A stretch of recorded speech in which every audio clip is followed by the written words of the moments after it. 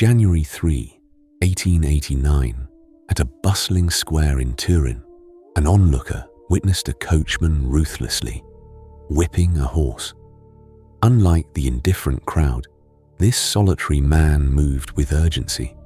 He dashed towards the tormented creature, enveloping its neck in a desperate embrace. And he wept. Moments later, he collapsed to the ground. This figure was Friedrich Nietzsche. At 44 years of age, he was among the most dangerous thinkers to have ever lived.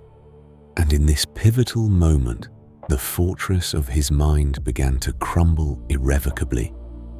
He would never write another book, nor articulate a lucid sentence in public again. For the subsequent 11 years, he languished in silence, while his sister reinterpreted his writings and marketed them to the world. But here's what few contemplate. The man, who had dramatically embraced a horse, dedicated his entire existence to preaching one central tenet: abandon the herd mentality. Discover your true self. So why did this herald of personal sovereignty end up fractured, isolated, and having his words manipulated by another?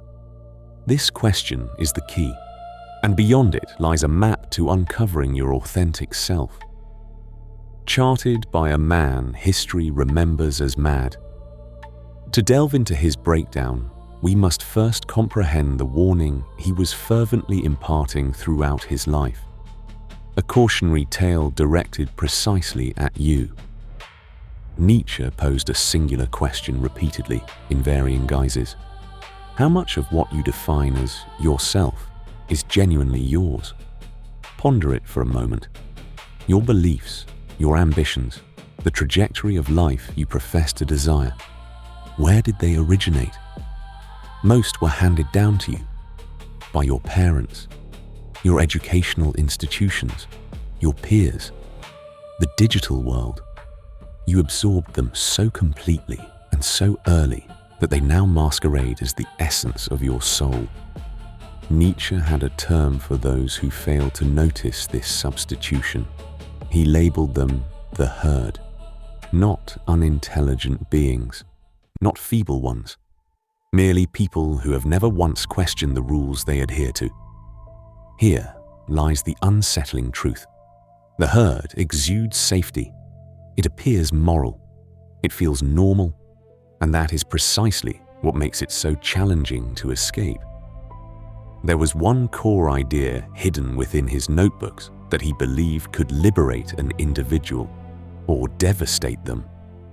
We'll explore it further, because for most, it tends to do the latter first. The enigma of this entire narrative is simple but profound. A man who inspired millions to break free could not rescue his own mind. Was his philosophy a remedy or a toxin? To unravel this riddle, we must journey back, before the unraveling, before the acclaim, to a world that forged the very herd he dedicated his life to escaping. Friedrich Nietzsche was born in 1844 in the small German town of Röcken into a lineage of pastors. His father was a Lutheran minister. So was his grandfather. The path laid out for him was unmistakable. Embrace the teachings imparted to you. Recite them. Pass them to the next generation. As a child, he was so earnest and devout that his peers nicknamed him the Little Pastor. He could recite Bible passages effortlessly. He wept when classmates uttered profanities. This is the oft overlooked segment of his life. The man who would later proclaim, "God is dead," began his journey as the most obedient believer in any room. Surrounding him, the entirety of Europe operated on the same machinery. The church dictated what was virtuous. The state prescribed whom to obey. One social class determined possible futures. From birth until death, the script was meticulously pre-written, and it functioned seamlessly. People found solace in it. they were absolved from making choices or risking error. The herd didn't merely ensnare you, it shielded you. But Nietzsche's father died when Friedrich was just 4 years old. His younger brother followed months later. He grew up in a household dominated by women, steeped in grief and steeped in inflexible faith. Within him, an observant part began to stir, watching silently, the way a child gazes at adults who assert having all the answers, yet betrays their own fear. This silent observance marked the beginning of a fissure, one that would eventually sunder his entire world. Because once he opened a single forbidden book, the compliant little pastor began to vanish, and something far more perilous emerged in his place. He was 21 when he discovered the book. In a second-hand shop, a weighty tome by a forgotten pessimist named Arthur Schopenhauer. Nietzsche took it home, opened it that very night, and scarcely slept for the following 2 weeks. Schopenhauer articulated what no pastor's son was supposed to hear, that there is no benevolent deity orchestrating the world, that life is propelled by a blind, insatiable force, and that most of human existence is suffering cloaked in illusion. For most readers, such a perspective is disheartening. For Nietzsche, it was a breath of fresh air. Someone had finally vocalized what he had sensed while observing frightened adults feign knowledge of the truth. And herein lies the peril. Once you perceive the machinery, it is impossible to unsee it. The faith he was groomed in began to resemble a beautifully narrated tale told to evade the darkness. He had trained for years to become a minister. He relinquished it. Instead, he immersed himself in the study of ancient languages, the precise rigors of texts and history. By the age of 24, his brilliance was undeniable, so prodigious that a university appointed him a full professor even before he completed his doctorate. Only 24, lecturing to scholars twice his age. The obedient little pastor had vanished. In his stead stood a young man who had mastered a thrilling and daunting skill, the ability to scrutinize everything, even sacred truths. Yet brilliance bears its own cost. The same intellect that could deconstruct every comfort now struggled to accept any. He had dismantled the very foundation beneath his own feet. And soon, he would encounter the one man who seemed to offer a new foundation to stand upon, a genius, a paternal figure, a friend destined to betray him.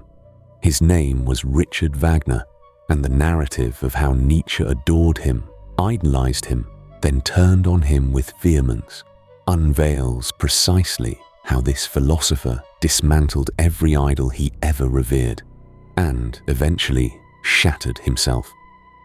Richard Wagner was Europe's most renowned composer, charismatic, electrifying, resolutely confident. When the youthful Nietzsche first encountered him, he was utterly captivated. Wagner was 31 years Nietzsche's senior. Coincidentally, the very age Nietzsche's father would have been. The son who had lost his father at a tender age rediscovered him in Wagner, a resounding genius, who infused the world with purpose. For years, Nietzsche revered him. He visited frequently. He believed Wagner's music could cure ailing civilizations. His inaugural book was essentially a tribute to Wagner's influence. Yet, slowly, Nietzsche began to perceive the cracks.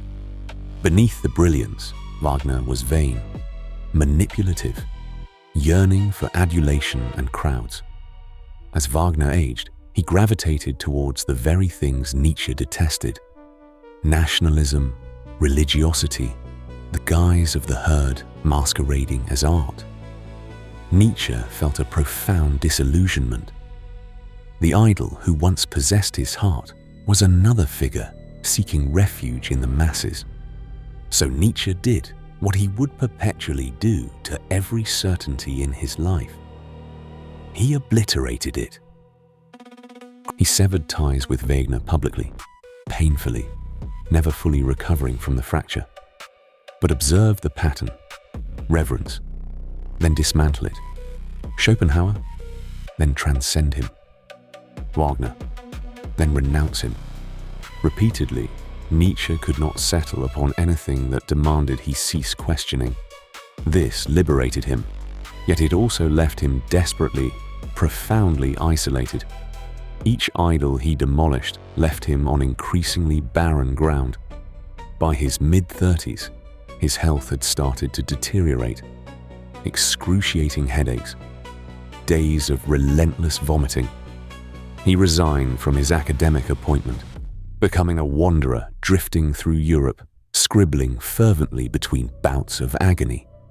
Alone, afflicted, bereft of friends, he was poised to articulate the most incendiary idea of his life, an idea capable of liberating or annihilating an individual, one that he concealed within his notebooks. And he was about to subject it to the only mind remaining, his own. August 1881, a pathway alongside a lake in the Swiss Alps. Nietzsche stands before a grand pyramid of rock, and an idea strikes him with such force that he later recounts it left him in tears. Imagine a demon visits you during your loneliest moment and utters, "This life you are living, you will relive it once more." Not an improved version, not a revised one. Exactly the same. Every agony, every humiliation, every squandered moment, repeated infinitely, in the precise sequence, forever. He christened it eternal recurrence. Now consider the true nature of his inquiry. It isn't an exploration of cosmic mechanics. It's a blade poised at your throat. Would you crumble, or would you fall to your knees, exalting that demon as a deity? Because herein lies the trap that ensnares most lives. People convince themselves that real life commences later, after the diet, after the promotion, after rectifying all that is amiss. They regard this present moment as merely a rough draft. Nietzsche's question obliterates that escape route. If you were destined to live this very day eternally, would you take pride in it? Or are you perpetually awaiting a life that never arrives? For Nietzsche, this was no mere abstraction. He was ailing, isolated, forsaken by his idols, disregarded by readers, and he compelled himself to ponder whether he could cherish even this life, to desire its eternal return. He named it with a phrase that sounds almost gentle, yet cuts with precision. Amor fati, love of one's fate, not to endure life, not to survive it, to cherish it, every scar included, so passionately that you would implore for its repetition. Most cannot, and that, he believed, is the silent tragedy of the herd. They lead lives they wouldn't consciously choose twice, but to embrace your fate, you must first confront the most shattering assertion Nietzsche ever made. 4 words that rattled the very core of the Western psyche. God is dead, and we have killed him. It is echoed as a rallying cry. Nietzsche intended it as a howl of despair. He articulated it as a parable. A madman storms into a marketplace at dawn, wielding a lantern, proclaiming that God is no more. The crowd hurls insults. The madman glares back, saying, "You don't see what you've done." He wasn't making a religious argument. He was pointing out a massive cultural shift. For 1,000 years, Europe tied every law and purpose to one principle: God. Ideas about right and wrong, meaning all hung from that belief. But in the 1800s, this belief quietly crumbled. Science, reason, comfort. People stopped really believing, even while they still went to church. Nietzsche asked the question nobody wanted to face. If you remove the anchor, what holds everything together? That's why the madman was afraid. He knew that removing the earth from its sun would create a cold, empty space where meaning used to be. He saw the chaos coming. When the old gods die and people can't handle the emptiness, they grab onto new gods. The state, the race, the leader, the ideology that promises to think for them. He saw the disasters before they happened. But Nietzsche didn't sink into despair. He said the death of God was also a terrifying freedom. The slate is wiped clean. And now, the question is yours. If nobody gives you meaning, can you create it? His answer was wrapped up in one figure, a new kind of human he tried to describe during his last clear moments. The most dangerous, most misunderstood idea he ever had. The Übermensch. He offered an answer to the emptiness, speaking through a prophet coming down from the mountains. The work was called Thus Spoke Zarathustra. The answer was a term twisted more than any other he wrote. Übermensch. The overman. The overcomer. Forget the image of the blonde warrior, the conquering brute. Others later distorted this idea, staining it, and the world paid a heavy price. This was never his purpose. The Übermensch isn't someone who dominates others. It's a person who rises above their own limits, who faces a universe without inherent meaning, feels the fear it brings, and doesn't falter. Instead, he grabs the chisel and carves values from nothing. Most people, Nietzsche thought, are like bridges, not destinations. We inherit our beliefs like furniture, dying without ever having designed the room. The overman does something nearly unbearable. He takes responsibility for his life as a work of art. He sees suffering as something that refines him. He stops asking the world for permission to be himself. This sums up everything he thought, reaching its fullest form. Break away from the herd. Survive the death of God. Love your fate so fully, you'd live it over and over. And from that love, create something uniquely yours. It's an exhilarating idea. It's also a huge burden. Because now there's no one to blame. No church, no congregation, no heavenly Father.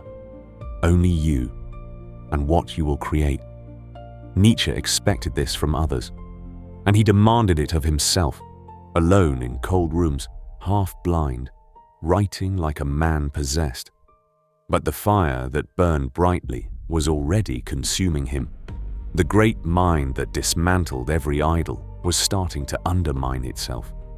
Because in a cold square in Turin, Nietzsche would see something that shattered him entirely, ending with the philosopher who preached self-creation losing his mind forever. January 3rd, 1889. Turin, Italy. As Nietzsche steps into the cold, a scene unfolds. A horse being beaten cruelly. The driver's endless lashes make the animal barely able to stand. And something inside Friedrich Nietzsche, the philosopher of strength, the preacher of enduring suffering, breaks. He runs to the horse. He wraps his arms around its neck, and he cries. He won't let go. The champion of strength, brought to the ground, holding a dying creature, as if protecting it from the indifference of the universe. That was his last sane moment. He was carried away. He never wrote another book. He never spoke clearly again. In the days that followed, he sent strange letters to friends, signing them the Crucified and Dionysus. The man who declared God dead now believed, in his shattered mind, he was divine. There's a tragic poetry to it. The thinker who built a philosophy around overcoming compassion was undone by a single act of compassion. Like everything he defended against finally found a way in. He spent the last 11 years silent, carefully tended by his mother, then his sister. A gentle, vacant man, staring from windows, playing the piano for hours, the genius extinguished behind his eyes. And what happened with his writings after his death? That might be the cruelest twist of all. During Nietzsche's silence, his sister Elizabeth took control of his unpublished writings. An open anti-Semite, her views stood starkly against her brother's. He had broken ties with friends over their anti-Semitism, calling it a disease. Yet he could no longer protest. He could no longer protect his own words. So she changed them. She pieced together fragments into a book he never wrote.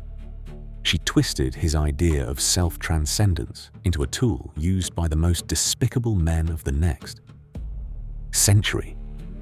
When dictators rose, she handed them her brother's legacy. And so, the man who scorned the herd, who mocked nationalism, who despised the politics of hate, was falsely turned into their philosopher, his face on their propaganda, his words on their lips. It took decades for scholars to cleanse the venom and find the true Nietzsche beneath, the one who wanted no followers, who wanted only that you become, fully and bravely, yourself. And so we reach his final question, the one aimed at humanity, now directed at you. He died in 1900, mostly unknown, convinced he had failed. Today, he's one of the most read philosophers worldwide. He left no commandments, no paradise, no comfort, just a mirror and a challenge. The anchor is gone. No one will give you meaning. The slate is a blank stone, and the chisel is in your hand. So here's the question he spent his life demanding of the world. Live this exact day, with all its pain, over and over, eternally. Would you say yes? And if your answer is no, what exactly are you waiting for? But picture standing in that Turin street, seeing a mind of great power break over a single act of kindness. Think about it deeply. If you seek truths most hide from all their lives, follow. The next story goes even further into the abyss